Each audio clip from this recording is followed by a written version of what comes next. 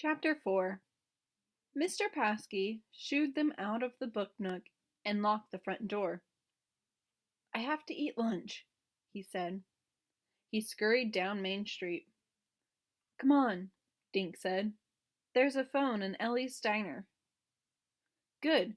We can eat while you're calling." Josh stopped. Who are you calling?" "The airport," Dink said, "to see if Wallace Wallace was on that 7 o'clock flight last night." They walked into Ellie's diner just as Jimmy Fallon and his grandfather came out. Jimmy was working on a triple-decker chocolate cone. Ellie stood behind the counter. As usual, her apron was smeared with ketchup, mustard, chocolate, and a lot of stuff Dink didn't recognize. Ellie smiled. "Hi, Dink. Butter crunch, right?" Dink shook his head. "No thanks, Ellie. I came to use the phone." "Excuse me, but would it be all right if I bought you each a cone?" Mavis Green asked. "I was going to buy lunch for Mr. Wallace anyway." "Gee, thanks," Josh said. "I'll have a scoop of mint chip and a scoop of pistachio." "Oh, you like green ice cream too," Mavis said. She smiled shyly. "I'll have the same, please." "I like pink ice cream," Ruth Rose said. "I'll have a strawberry cone, please. 1 scoop." "How about you, Dink?" Mavis asked. "I'm not hungry, thanks," he said. "But you guys go ahead. I'm going to call the airport." Dink felt guilty. If he hadn't invited Wallace Wallace to Green Lawn, his favorite author would be safe at home in his castle in Maine. But Dink couldn't help but feeling excited, too. He felt like a detective from one of Wallace Wallace's books. Dink stepped into the phone booth, looked up the number for New England Airlines, and called. When a voice came on, he asked if Wallace Wallace had been aboard Flight 3132 last night. "He was? Did it land at 7 o'clock?" Dink asked. "Thanks a lot." He rushed out of the phone booth. "Hey, guys, they told me Wallace Wallace was on the plane, and it landed right on time."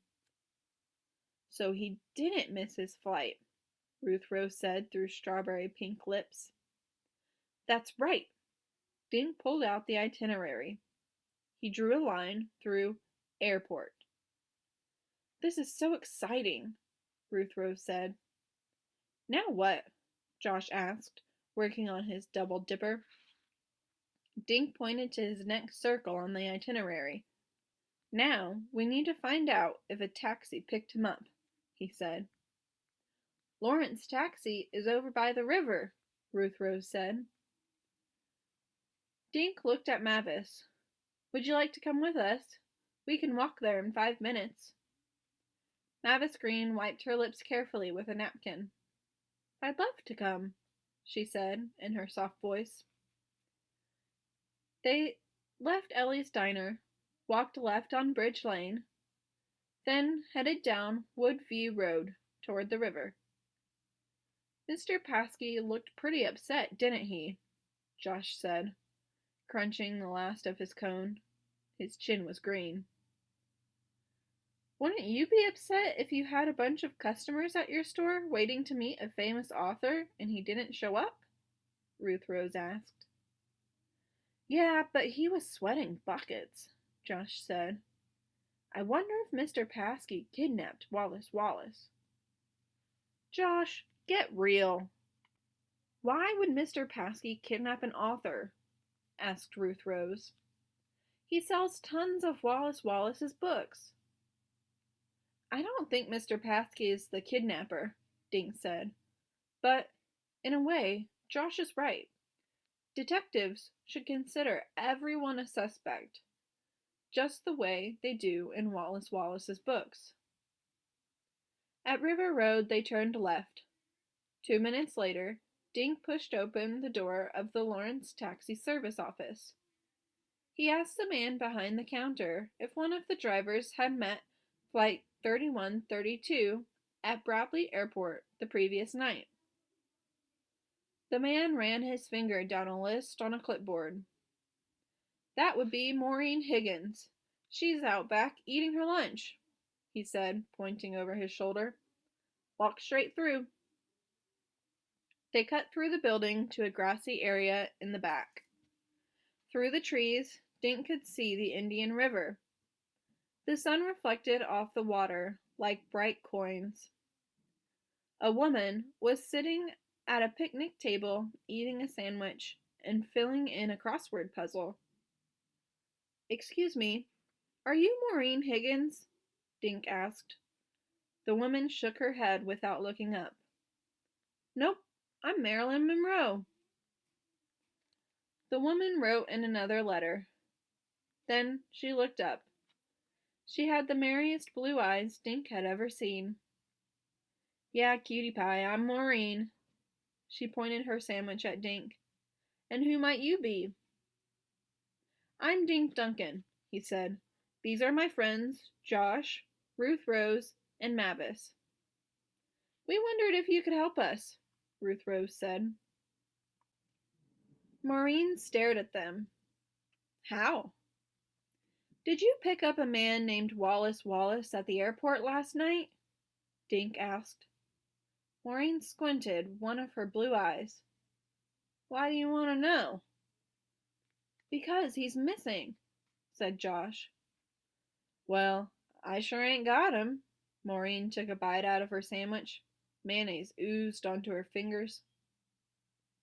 "I know. I mean, we didn't think you had him," Dink said. "But did you pick him up?" Maureen nodded, swallowing. "Sure, I picked him up. 7 o'clock sharp. I was there with my sign saying Wallace. The guy spots me, trots over. I take him out to my taxi. He climbs in, carrying a small suitcase. Kinda spooky guy. Dressed in a hat, long raincoat, sunglasses. Sunglasses at night. Doesn't speak a word. Just sits. Spooky." "Did you take him to the Shangri-La Hotel?" Dink asked. "Yep, those were my orders. Guy didn't have to give directions, but it would have been nice if he'd said something. Pass the time, you know.